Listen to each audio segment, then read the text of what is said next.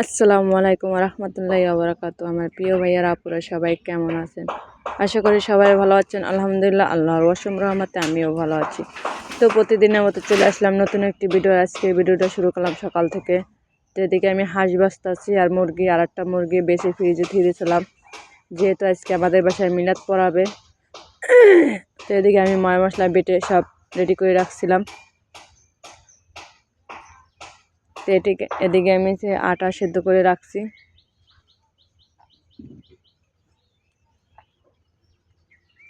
বাগেরহাটের ঐতিহ্যবাহী খাবার সিয়াই পিঠা, সাথে আছে হাঁসের মাংস, মুরগির মাংস।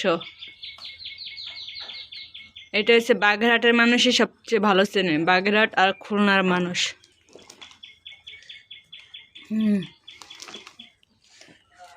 আচ্ছা, তো এই যে এক সাইডে মানে পিঠা সেদ্ধ দিতেছি, পানির নিচে পানি দেওয়ার উপরে ভাপে দিতেছি, আর এক সাইডে যে রান্না করতেছি। তো এই যে পিঠা সেদ্ধ করে করে আমি আস্তে মানে গাবলার পর মানে রাখছি, আর কিছু এখনো আদা কাঁচা রয়েছে, এখনো সেদ্ধ করিনি। আর এদিকে আমি মুরগি রান্না করার জন্য চলে আসছি করার জন্য, মশলা কষানোর জন্য। তো আগে আমি মশলাটা দিছি, গরম মশলা, তারপর পেঁয়াজ, আদা, রসুন, এগুলো সব আস্তে আস্তে দিয়ে কষাচ্ছি এখন। তো এই যে আস্তে আস্তে সব কিছু কষাচ্ছি।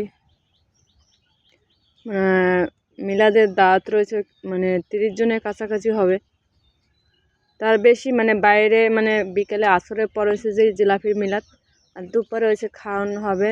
এর জন্য মনে হয়তো সম্ভাবনাটা মানে 28-30 জন মানুষ হবে। আমার আত্মীয় স্বজন আছে, আমার মামারা আছে, মামাতো বোন আছে, তারপরে আমার বোন আছে, বোনের জামাইরা আছে, বোনের মেয়েরা আছে, তার আত্মীয় স্বজন আছে।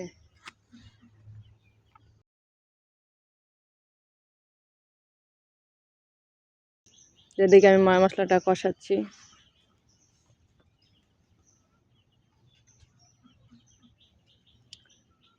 তো এই যে মুরগি, তো এখানে মুরগি আছে মনে হয় আপনার সম্ভবত, আমি যেটা কালকে করছিলাম ওইটা ছিল 3 কেজি, আর আমার বরফ করছিল ওটাও 3 কেজি ছিল।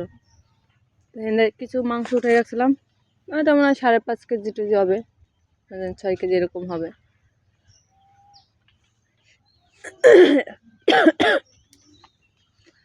তো এখন এই মশলাটা কষাচ্ছি, আর এদিকে আবার হাঁসের মাংস রান্না করতে চালে দেওয়ার।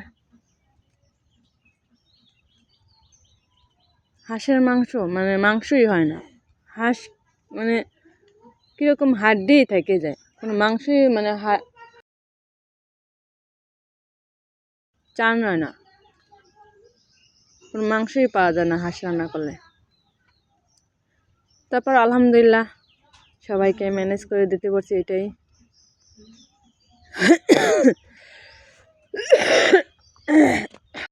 তো এদিকে যে মাছ ময় মশলা মেখে দিয়ে দিতেছে আমার আপু। এখানে যে পাতারি মাছ আছে, আর যে সিলভার কাপ মাছ আছে। আজকে হাঁসের মাংস, মুরগির মাংস, মাছ আর মাছের ঘিলু রান্না করা হবে। তো আমি এখন এই মাছ ফ্রাই করতেছি তাহলে।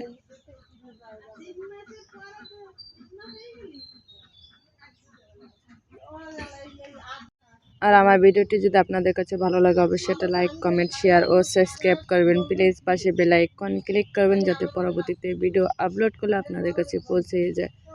আর আমার কথায় যদি ভুল ত্রুটি হয়ে থাকে সবাই ক্ষমার দৃষ্টিতে দেখবেন। তো এদিকে আমি মাছের জন্য পেঁয়াজ মানে তেলে ভাজছি হালকা। এখন আমি জিরা বাটা, পেঁয়াজ বাটা আর রসুন বাটা দিয়ে কষাচ্ছি এখন।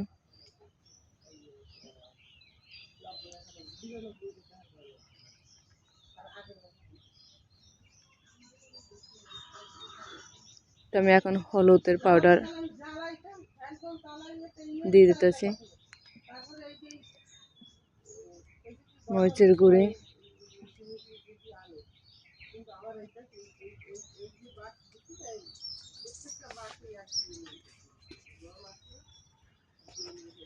লবণ দিয়ে দিতেছি এখন। তো ঝোলের পানি দিয়ে এখন আমি মাছটা উপর থেকে দিয়ে দিতেছি। তো কেমন হলো বাগেরহাটের মানে এই পিঠেটা বেশিরভাগ বাগেরহাটের মানুষই চেনে আর খুলনার মানুষটাই চেনে। কেমন হলো আমাদের বাগেরহাটের ঐতিহ্য পিঠার আয়োজন অবশ্যই বলবেন।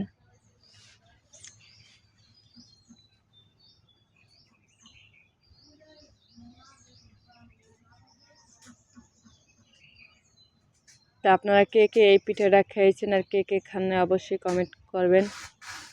তো আমি এখন ধনেপাতা দিয়ে দিচ্ছি উপর থেকে। আর এদিকে আমার বড় আপু ঘিলু রান্না করতেছে, গলদা মাছের ঘিলু।